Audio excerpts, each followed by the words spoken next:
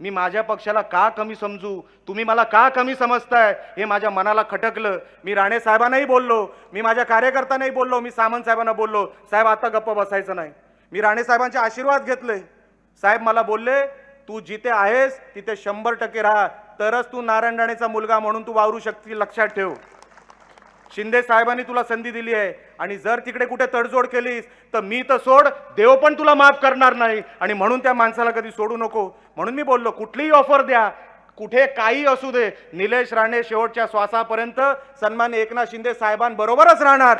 उद्या काही जरी नाही मिळालं, कुठेही नाही, जरी कुठे काय मी गेलो, घरात जरी बसलो, मी तर पत्रकारांना पण सांगितलं की साहेब जर कुठे पीए कमी पडत असेल ना तर मी साहेबांचा पीए बनायलाही तयार आहे.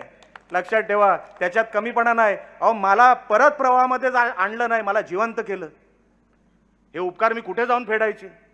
मला ह्या मतदारसंघाच्या मतदारांनी परत जिवंत केलं. हे उपकार मी कुठे जाऊन फेडू?